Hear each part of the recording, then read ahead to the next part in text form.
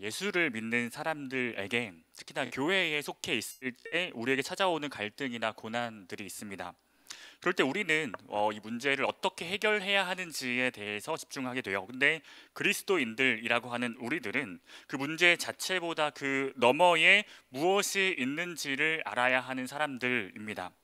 가령 지금 내 삶에 어떤 문제가 생겼을 때 내 마음이 무너지는 것 같고 힘들고 지치는 그 순간에 우리가 기억할 때 위로가 되는 사실은 그 문제를 나에게 허락해 주신 분이 계시다는 사실입니다.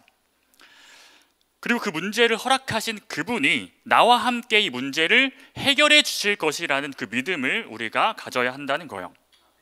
그럼 그분은 왜 나에게 그런 문제를 허락하셨을까를 고민해 보면 그것은 내가 성장해서 다음 단계로 나아갈 수 있도록 연단의 과정으로서 이 문제를 허락하셨다는 것을 기억하는 것입니다. 교회는 계속해서 그렇게 이야기해 왔습니다. 교회가 어려움을 겪었을 때 나의 그 문제를 함께 이겨내 주시는 분의 도움을 받았을 때, 그것을 경험했을 때 우리는 점점 더 완성된 교회의 모습으로 나아갔었습니다. 우리가 함께 하나의 성전이 되어간다는 것은 여전히 우리는 서로를 세워가는 그 건설의 현장에 함께 참여하고 있는 자들이라는 사실입니다. 하나님께서는 자신의 그 걸작품이 될 완성될 교회를 위해서 지금도 늘 그렇게 일하고 계시는 중이신 거예요. 제가 오늘 이 설교를 이렇게 준비하는데 우연히 한 노래를 떠올리게 되었거든요. 제가 아이돌이나 가요 같은 걸 잘 안 좋아합니다, 평소에. 그래서 교회에서 이전엔 어린이 사역을 했었는데 그때에 일부러 이제 걸그룹 아이돌 같은 노래들을 듣다가 이 노래를 좀 알게 됐던 것 같아요. 혹시 에스파라는 그룹의 넥스트 레벨이라는 노래를 혹시 아십니까? 모르시는 분들도 계신 것 같아요. 한때 굉장히 유행하면서 아이들은 대부분 다 알고 있고 이곳저곳에서 길거리를 지나다니면서 그 디귿자 춤도 유행하고 막 그랬었는데요.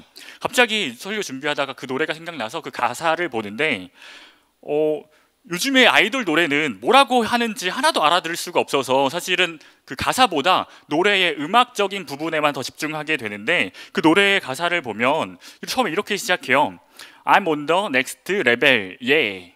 내가 다음 단계로 나아가고 있다는 것에 굉장히 기쁜, yeah 하는 상태인 거죠. 절대적 룰을 지켜, 진리를 기초로 지킨다고 이야기하는 거예요. 대단하지 않습니까? 내 손을 놓지 마라. 누군지 모르겠지만 내 손을 붙잡아주는 대상이 있는 거예요. 결속은 나의 무기. 와, 이 문장을 보고 머릿속에 떠오른 생각이 뭐냐면 성령의 검이구나. 사람을 하나 되게 하는 결속의 무기는 성령의 검이죠. 광야로 걸어가 그 결속을 무기 삼아서 그 성령이 하나 되게 하심을 힘써서 이 광야 같은 세상을 통과하는 거예요. 알아, 내 홈그라운드 위협에 맞서서 제껴라, 제껴라, 제껴라. 너가 지금 속한 곳이, 너가 지금 자리에 서 있는 곳이 어디인지 이해해주고 있고 그 위협에 맞서서 이겨낼 수 있도록 응원해주는 모습인 거죠. 상상도 못한 블랙아웃, 유혹은 깊고 진해. 갑작스럽게 찾아오는 눈앞이 캄캄한 순간에 그 세상의 유혹이 얼마나 깊고 진한지 이해하고 있고 그 순간에도 맞잡은 손을 놓칠 때에도 난 절대 포기 못해. 때로는 손을 놓칠 때가 있어도 나를 절대 포기하지 않으시는 분. I'm on the next level. 저 너머의 문을 열어. next level. 널 결국엔 내가 부셔. 뱀의 머리를 부수시겠다는 하나님의 약속이에요. 넥스트 레벨, 코스모에 닿을 때까지, 코스모는 세상이거든요. 세상에 닿을 때까지 넥스트 레벨, 제껴라, 제껴라, 제껴라. 넥스트 레벨, 넥스트 레벨, 반복해서 다음 단계로 성장하는 것입니다. 그 다음에 가사도 있어요. 적대적인 고난과 슬픔은 널 더 파핑, 진화시켜. That's my nevis, it's my nevis. You lead, 당신은 이끌고 우리는 따르고. 감정들을 배운 다음 Watch me while I make it out, Watch me while I work it out. 그래서 반복하죠. 이제는 나를 붙잡아 주시는 분을 따라서 이제는 나에게 적대적인 것만 같은 그 고난과 슬픔 속에서도 더 나은 모습으로 이겨내 나아가고 있는 내 모습을 지켜봐 달라고 요청하는 거예요. 그 다음에 있는 가사들도 엄청나요. 감당할 수 없는 절망도 내 믿음을 깨지 못해. 더 아픈 시련을 맞아도 난 잡은 손 놓지 않을게. 오. 절대로 뒤를 돌아보지 마라. 광야의 것 탐내지 마라. 약속이 깨지면 모두 걷잡을 수 없게 돼. 언젠가부터 불안해져 가는 신호 널 파괴하고 말 거야. 이게 지금 아이들이 듣는 세상 노래의 가사인 거예요. 내 손을 붙잡아 주시고 하나 되게 하시는 그분을 힘입어서 나를 파괴하게 만드는 것 같은 그 불안감을 떨쳐내고 그분과의 약속을 단단히 붙잡고 감당할 수 없는 절망이나 더 아픈 시련 속에서도 믿음으로 다음 단계를 반복해서 성장해 나아가는 이 성장 스토리는 완전히 하나님과 동행하는 자녀들의 모습 같지 않습니까? 저만 그렇게 느꼈나요? 여러 상황과 고난 속에서도 나를 붙드시는 주님만 의지함으로 믿음으로 나아가는 거죠. 그게 하나님과 그 약속의 자녀된 우리들의 모습이어야 하고, 아이들은 사실은 이 가사를 집중하기보다는 음악적인 세계에 빠져서 하나님을 바라보지 못하는 그런 모습을 하고 있는 거죠. 교회의 중심은 늘 이렇게 하나님께만 있어야 한다는 거예요. 그 의미는 내 마음을 늘 주님께 맡겨야 한다는 것입니다. 내가 보여지는 것이 아니라 주님께서 내 마음을 주관하고 계시다는 그 보이지 않는 하나님을 신뢰하는 거예요. 나를 끊임없이 말씀으로 비추어 보는 거예요. 이 똑같은 세상의 문화를 바라보는 관점이 완전히 달라지는 거죠. 나와 함께 하고 계신 하나님을 믿고 내 삶을 순종함으로 맡겨드리는 것입니다. 성령의 하나 되게 하심을 힘써서 이 말씀을 무기로 삼아서 이 공동체를 함께 세워가는 것이 교회의 진정한 모습입니다. 근데 우리에게 가장 큰 문제는 그 공동체를 세워가려고 할 때, 우리가 예수 그리스도의 일을 하려고 할 때 나타나게 됩니다. 가령 누군가가 나에게 교회의 필요에 대한 이야기를 할 때 그때 불편하거나 어려운 마음들이 찾아오죠. 예를 들어서 전도사님 일부 예배 설교해 주실래요? 라고 했을 때 하나의 예시입니다. 불편한 마음이 있었어요. 안 하고 싶은데, 당황스러운데 왜 제가 라는 그 MZ식의 사고가 막 머릿속에 들어오고 거절할까라는 마음이 밀려올 때 주님께서 제 마음에 문을 두드리시는 거죠.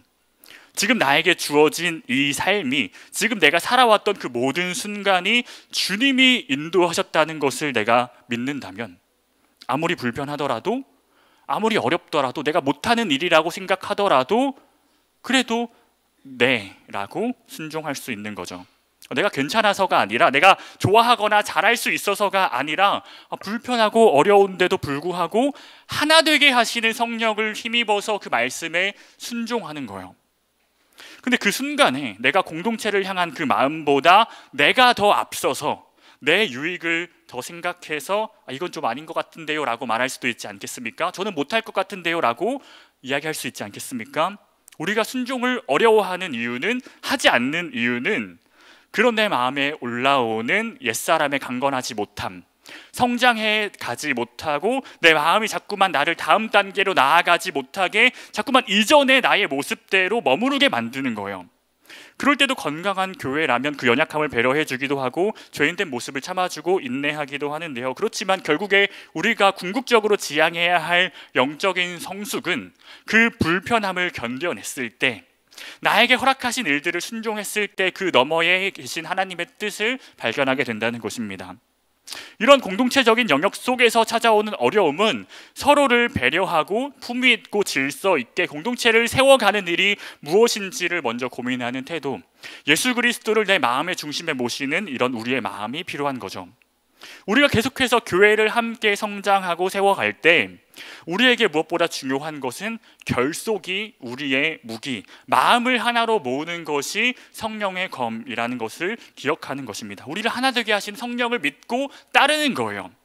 주님께서 너희가 서로 사랑하라고 말씀하신 이 말씀은 단순히 내가 할 수 있는 만큼만, 내가 불편함 없이 견뎌낼 수 있는 만큼만, 내가 좋아하는 것들만, 잘할 수 있는 것들만, 그것만큼만 다른 사람들을 위해서 하라는 게 아니죠. 이 몸들이 나의 한 몸인 것처럼 누군가가 그것을 짊어져야 한다면 내가 해도 괜찮은 게 예수 그리스도의 십자가였다는 것입니다.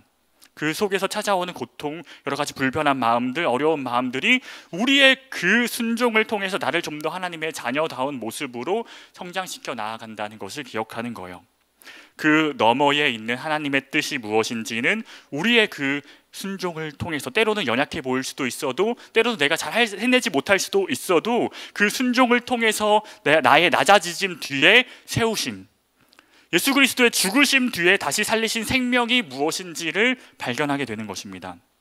오늘 저희가 함께 읽었던 이 사도행전 15장의 말씀은 교회 안에 갈등이 찾아왔을 때 서로 다른 삶의 배경을 가진 사람들이 함께 모여서 한 몸을 이루었을 때 생겨난 어려움을 어떻게 이겨내 가는지를 보여주고 있습니다.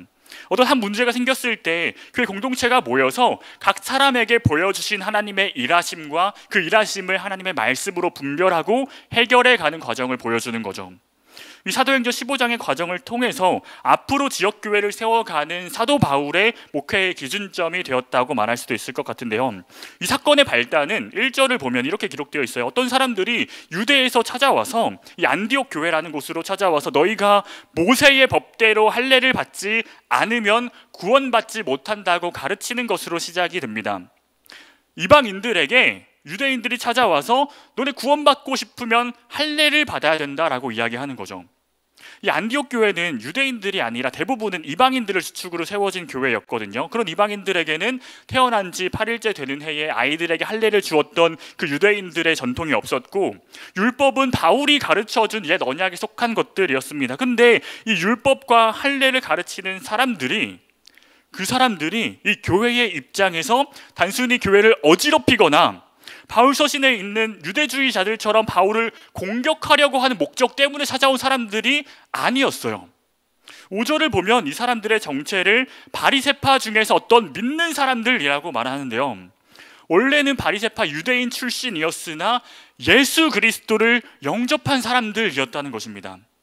예루살렘 교회의 형제들이었던 거예요.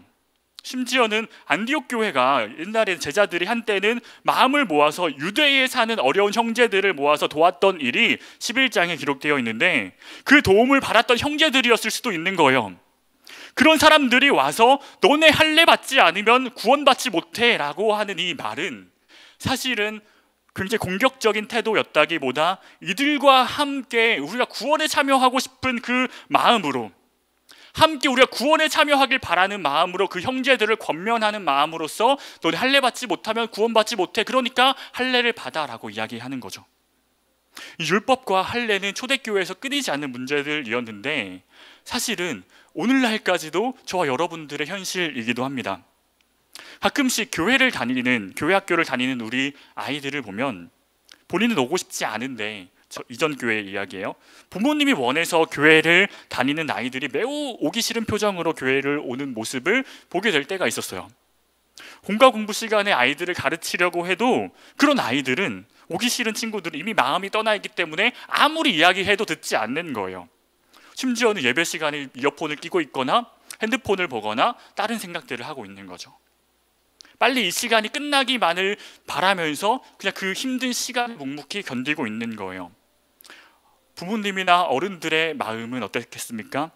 어떻게 해서든 이 교회에 아이를 앉혀놓으면 이 아이가 언젠가 말씀을 듣고 믿고 구원받겠지 라는 굉장히 선한 마음으로 시작된 결단이었을 줄 압니다. 근데 이것이 교회와 가까이 이전 세대를 살아온 어른들의 홈그라운드였다는 사실이에요. 원래 유대인들의 홈그라운드가 뭐였냐면 약속의 자손으로서 거룩함을 지키는 것이었습니다. 거룩하게 분별되는 것이었어요. 신실하신 하시드라는 그 성도라는 그 정체성을 가지고 하나님의 사랑인 헤세드를 지키는 것이 그들의 정체성이었는데요. 율법과 할례를 행하는 것은 그들에게 있어서 하나님의 자녀가 되었다는 그 자녀된 관계를 나타내주는 객관적인 표지, 누구나 알 수 있는 사실이었어요. 이 객관적인 표지를 따라서 함께 그 약속에 참여한 자로, 아브라함을 한 조상으로 믿는 구원받은 자로 참여하는 게 그들의 율법과 할례였던 거죠. 할례 받고 절기를 지키고 율법을 열심히 따르고, 때때로 내가 부족하고 죄를 지으면 회개하면 되고, 번제와 제사를 통해서 용납받는 것이 그들이 살아왔던 신앙생활에 저변에 깔려 있었던 전통이었다는 것입니다.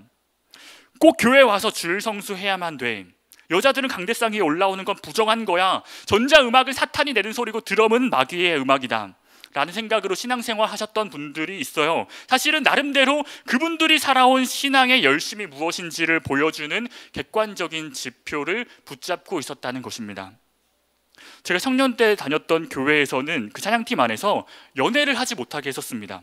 처음에 그런 문화가 생겼을 때는 청년의 때에 내 시간을 연애에 쏟기보다 시간의 11조로 예배자로서 헌신하겠다라는 그 결단이었지만 십수년이 지나니까 처음 마음은 온데간데 없고 연애하지 못한다는 그 불편함만 남은 거죠. 제가 괜히 그때 찬양팀 해가지고 연애도 못 해보고 핑계예요. 이런 신앙생활로서의 열심, 그 객관적인 열심의 모습은 시대를 따라서 계속해서 분별해 가는 과정이 필요한 거예요. 교회가 성장하고 다음 단계로 나아가는 그때는 이러한 신앙생활로서의 전통을 이전의 모습대로 고수하기보다 그들의 마음을 이해하고 하나님의 뜻이 무엇인지를 올바르게 분별하기 위해서 참된 진리인 기쁨이 되는 복음을 살아내기 위해서 그 복음이 우리를 자유하게 만든 것이 무엇인지, 그 법의 얽매인 죄로부터의 참된 자유와 나를 살리신 예수 그리스도의 순종의 모습이 어떠했는지를 떠올리면서 이제는 나도 주님이 그러하신 것처럼 그 연약한 자들, 죄인들의 홈그라운드를 이해해주고 그들 주위에 있는 그 위협에 맞서서 함께 이겨낼 수 있는 방법을 그들을 위해서 고민하는 거예요. 나를 위해서 내가 좋아 보이는 모습대로 살아가기 위해서가 아니라 그 연약한 자들을 위해서 고민하는 거라고요. 함께 복음에 참여할 다음 세대들을 위해서. 교회의 순종은 때때로 그렇게 변화를 겪어야 하는데 그 변화의 이유는 내 몸의 유익을 위해서가 아니라 새롭게 한 몸으로 받아들일 지체들을 위한 변화가 되어야 한다는 것입니다. 이 위로와 연합을 위한 양보와 배려의 마음으로 계속해서 다음 단계로 복음을 중심으로 한 교회다운 모습으로 만들어 가려는 그 교회다움의 모습, 고민의 흔적이 우리 안에 있어야 한다는 거예요. 이렇게 주장하고 있었던 그 바리새인 그리스도인들의 말을 듣고 전통과 새 시대를 살아가는 그 혼합적인 모습 속에서 2절을 보면 처음에는 바울과 바나바가 열심히 그거 아니야 라고 싸우면서 변론하고 사실상 분열에 가까운 모습을 보여주기도 하는데요. 안디옥 교회 형제들이 그 모습을 지켜보면서 그럼 우리 이 문제를 사도들과 장로들에게, 우리 믿을 만한 사람들에게 해결해 달라고 요청하자라고 이야기를 합니다. 함께 마음을 모아서 바울과 바나바와 그 중에 있는 몇 사람을 함께 모아서 예루살렘으로 가서 사도들과 장로들이 함께 모여서 이 문제에 대해서 논의를 하기 시작하는데요. 이게 바로 사도행전 15장 전편에 있는 예루살렘 공의회의 구성이었습니다. 함께 사람들이 모여서 회의를 하는 거죠. 그리고 이것은 사실 마태복음 18장에서 예수님께서 제자들에게 가르쳐 주신 방법이기도 했습니다. 공동체에 문제가 생기면, 너희 안에 죄가 있으면 두세 사람이 가서 함께 말씀으로 증언하고 그것이 안 되면 교회의 도움을 요청해 라고 하는 것이 예수님의 가르치심이었어요. 개인의 능력대로 해결하는 것이 아니라 너희가 함께 마음을 모아야 된다라고 하시는 것이었죠. 그렇게 사람들이 모여서 이 율법과 할례의 문제에 대해서 논의를 하는데 사실은 구원의 문제였죠. 구원의 문제에 대해서 논의를 하는데 사람들이 각자의 생각에 대해서 나누기를 시작하고 이방인이었던 고넬료를 처음으로 영접했던 그 사람, 이방인 선교의 포문을 열었던 베드로가 7절 이하에서 이렇게 이야기를 합니다. 많은 변론이 있은 후에 베드로가 일어나 말하되 형제들아 너희도 알거니와 하나님이 이방인들로 내 입에서 복음의 말씀을 들어 믿게 하시려고 오래전부터 너희 가운데서 나를 택하시고 또 마음을 아시는 하나님이 우리에게와 같이 그들에게도 성령을 주어 증언하시고 믿음으로 그들의 마음을 깨끗이 하사 그들이나 우리나 차별하지 아니하셨느니라. 그런데 지금 너희가 어찌하여 하나님을 시험하여 우리 조상과 우리도 능히 매지 못하던 멍에를 제자들의 목에 두려느냐. 그러나 우리는 그들이 우리와 동일하게 주 예수의 은혜로 구원받는 줄을 믿노라 하니라. 하나님께서 나를 택하여 제자 삼으신 이유는 그 이유가 나에게 있는 것이 아니라 내 입에서 나오는 그 복음의 말씀을 이방인들이 듣고 믿게 하시려고, 마음을 아시는 하나님께서 나와 똑같이 그 이방인들에게도 성령을 주셔서 증언하셨다고, 믿음으로 그들의 마음을 거룩하게 하셨고 차별하지 않으신다고, 내가 하나님의 자녀가 되었다는 것이 할례와 같이 어떤 눈으로 보여지는 객관적인 표지 때문이 아니라 내 안에 있는 그 주관적인 표지로서 믿음으로 나를 하나님의 자녀 삼아 주셨다는 거예요. 우리 주관적인 표지는 각자 생각마다 다르지 않습니까? 내 믿음이 무엇인지 다른 사람들이 판단해 줄 수 없지 않습니까? 우리에게도 동일하게 이방인들에게도 지금 복음을 알지 못한다고 여기는 그 어린 자녀들도 마찬가지인 거예요. 하나님께서 성령으로 그들을 자녀 삼아 주셨다는 사실을 기억하는 것입니다. 다른 사람들을 통해서가 아니라 각자의 한 사람들 안에 성령이 임하셨음을 믿는 것입니다. 근데 왜 우리는 하나님을 시험하고 우리 조상도 하지 못하고 우리도 못했던 그 율법의 멍에를 우리 형제들에게 씌우냐고 이야기하고 있는 거예요. 나는 그렇게 안 살면서, 난 하나님의 은혜 받은 대로 살지 않으면서 왜 믿음 안에서 형제 자매된 예수 그리스도의 제자들에게 그 멍에를 씌워서 믿음 없는 자 취급하냐는 거예요. 나도 은혜로 구원받았고 그들도 동일하게 은혜로 구원을 받는다는 것을 믿는다고 고백하는 거죠. 우리의 사랑하는 다음 세대들, 자녀들, 가족들, 친구들, 이웃들이 내 힘과 내 능력과 나의 애씀 때문이 아니라, 나의 사랑이 아니라 주님의 사랑으로, 성령으로 구원을 받는 것입니다. 그들이 교회에 나와야 구원을 받는 게 아니라 하나님께서 부르신 자들의 고백을 통해, 우리의 증인된 나의 삶을 통해 이방인들이 복음을 접하게 될 줄 믿습니다. 베드로가 처음 고넬료를 영접했을 때를 떠올려 보면 베드로가 고넬료를 찾아간 게 아니죠. 성령님께서 먼저 고넬료를 찾아가셨어요. 각자의 자리에 있던 그 두 사람을 한 곳으로 모으셨던 거예요. 우리는 오직 우리 안에서 행하시는 하나님의 능력으로 구원을 받는 것입니다. 우리를 그 멍에에서 벗어나게 하시고 자유하게 하시는 것은 오직 우리를 하나 되게 하기로 힘쓰는 성령의 능력인 거죠.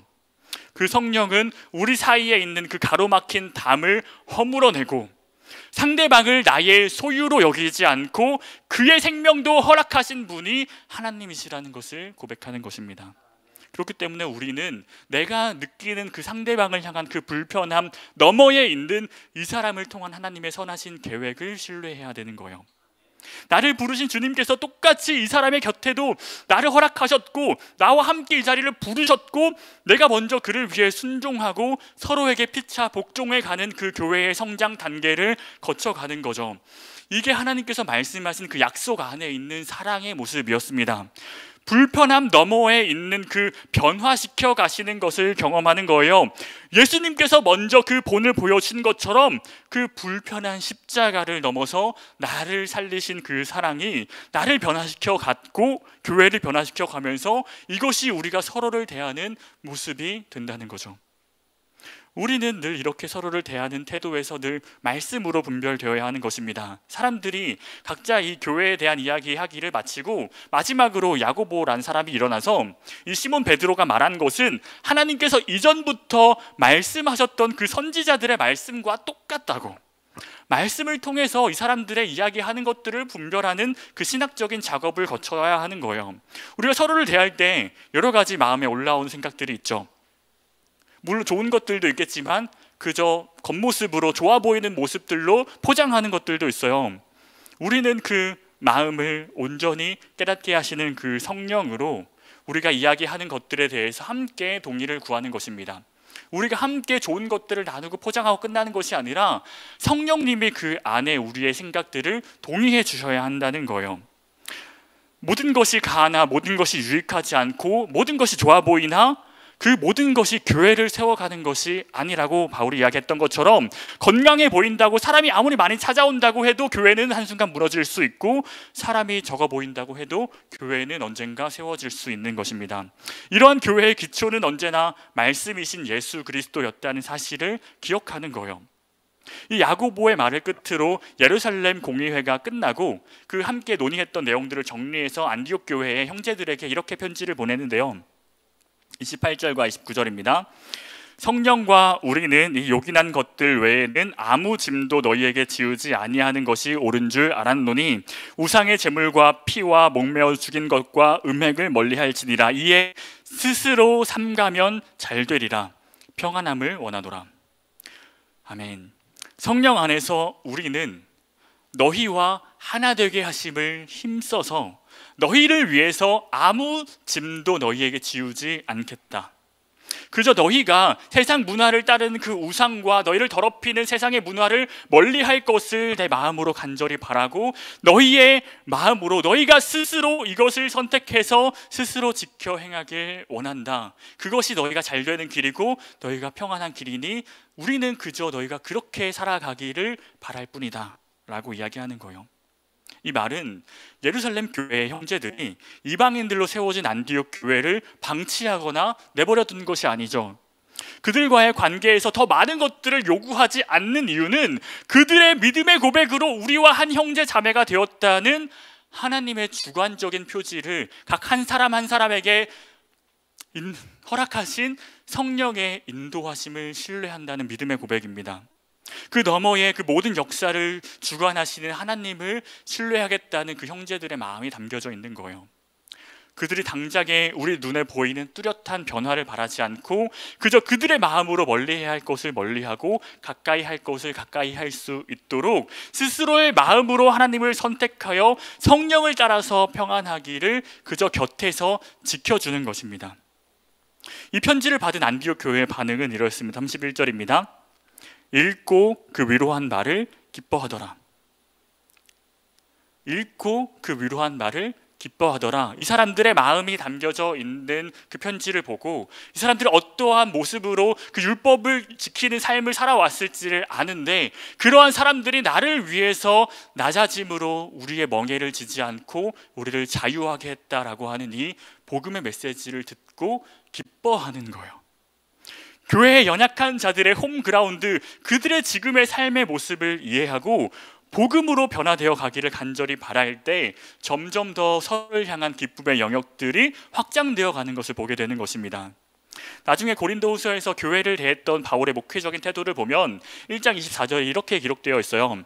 우리가 너희 믿음을 주관하려는 것이 아니요 오직 너희 기쁨을 돕는 자가 되려 함이니 이는 너희가 믿음에 섰습니다.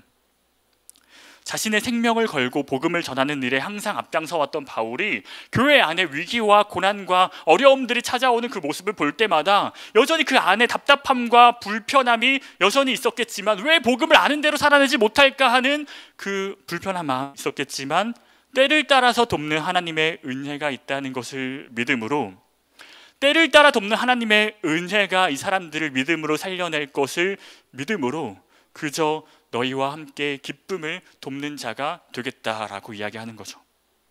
자신을 불편하게 하고 어렵게만 하는 그 분열되어 가는 그 교회를 변화시켜 가기 위해서 내가 먼저 그리스도 안에서 그저 너희의 기쁨을 돕는 자로 살아가겠다. 너희를 근심 걱정으로 여기면서 무언가를 하라고 요구하기보다 너희 또한 하나님의 은혜가 있음을, 너희 또한 하나님의 믿음으로 구원받는 자녀들이라는 것을 믿음으로 내가 이제는 살아가겠노라고 선포하는 거예요. 우리 안에 거하시는 성령님께서 우리를 하나 되게 하심을 힘써 지키는 것은 상대방에게 무언가를 요구하지 않고 그저 내 삶 가운데 그 말씀 안에서 믿음 안에서 하나님의 완전하신 그 은혜 안에서 사랑으로 서로를 용납하고 때로는 불편함 속에서도 내가 그 연약한 자에게 순종하는 모습을 보여주는 것입니다. 이러한 바울의 모습은 그 혼자서 쌓아왔던 게 아니죠. 교회가 함께 변화되어 왔을 때 그 안에 속해 있던 사람들이 각자의 은사대로 함께 성장해 가는 그 모습 속에서 나도 같이 교회가 되어가는 거예요. 사랑하는 우리 따스한 교회 성도 여러분, 하나님의 나라는 다른 누군가의 행함으로 세워지는 것이 아닙니다. 아무리 뛰어난 리더십이 있다고 해도 혼자서 온 교회를 바꿔갈 수는 없어요. 내 마음속에서 나와 함께 계시는 그 성령님께서 우리를 한 몸으로 하나 되게 하시는 그 힘씀, 그 애씀 가운데 성령님께서 거하실 때, 우리를 한 몸으로 세워 가실 때 그때의 그 안에 속한 자들이 한 단계 한 단계씩 변화되어 간다는 것입니다. 우리가 서로를 한 몸으로 공동체로 여기는 것은 이전 세대까지는 우리의 행함으로 드러나는 것처럼 여겨왔어요. 유대 사회에서는 할례를 받는 것이었고 전통교회에서는 함께한 예식에 참여하는 것들이었습니다. 근데 오늘날 교회의 모습을 보면 복음을 제대로 경험하지 못한 사람들이 그저 이 예식을 함께 참여하는 것으로 우리가 공동체가 되었다고 오해하고 있는 것만 같은 세상을 살아가는 것 같습니다. 교회에 와서 예배를 드리면 나도 할례 받은 자처럼, 나도 이 공동체에 속한 자처럼 그 예배의 시간이 나에게도 동일한 은혜가 주어졌다는 생각을 갖고 있는 거예요.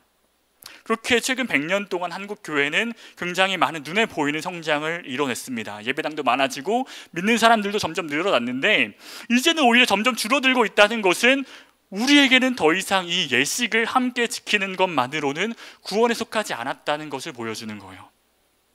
오늘날의 한국 교회의 전통 속에서 점점 줄어드는 그 다음 세대들을 바라보면서 이제는 우리 안에 가장 연약한 한 사람이 기뻐할 수 있는 위로가, 그들이 경험해야 할 그 복음이 무엇인지를 함께 고민해야 할 때가 찾아온 것 같습니다. 우리를 하나 되게 하시는 그 성령을 우리가 의지하면서 그 결속이 우리의 무기라는 사실을 교회가 깨닫고 함께 마음을 나눠서 이제는 우리의 성장의 단계를 나아가야 한다는 거예요. 이미 주님께서 우리가 한 사람 한 사람 이렇게 모일 수 있도록 그 일들을 밑바닥부터 계획해 놓으신 분이시라는 그 사실을 믿음으로 고백하는 것입니다. 나의 근심 걱정이 아니라 함께하는 그 기쁨으로 나아갈 수 있도록 먼저는 우리 안에서 선한 일을 행하셨던 그 계획하신 그 하나님을 기억했으면 좋겠습니다. 하나님께서 나에게 허락하신 일들, 함께하는 이 공동체의 내 옆사람, 이 사람들이 그저 이곳을 떠나면 그만인 사람들이 아니라 하나님께서 함께 부르신 자들이라는 사실을, 한 형제 자매고 한 가족, 한 몸이라는 사실을 믿음으로 우리가 서로에게 순종하고 낮아지고 복종해 갈 때 하나님께서 그 다음 단계로 나아가는 교회의 모습이 어떠한지, 그 완성되어져 가는 그 교회의 모습을 우리에게 보여주실 줄을 믿습니다. 그렇게 하나님의 나라로 만들어 가실 줄을 믿습니다. 하나님께서 우리의 주인 되심을 고백하는 교회로, 그와 함께 낮아짐으로 예수 그리스도의 십자가를 내 몸에 새김으로 공동체를 변화시켜가는 그 낮아지는 십자가의 사랑으로 함께 세워져 가는 따스한 교회가 되기를 간절히 소망합니다. 이제 함께 찬양하고 기도했으면 좋겠는데요, 우리 그 너머에 있는 주님의 뜻을, 주님의 완전하심을 바라봤으면 좋겠습니다. 우리를 긍휼히 여기신 그 주님을 바라봤으면 좋겠습니다. 주님의 은혜를 바라보았으면 좋겠습니다. 우리 이 마음으로 찬양의 가사를 기억하시면서 함께 찬양하고 기도하는 시간 갖겠습니다. 우리 함께 주는 완전합니다 찬양하겠습니다.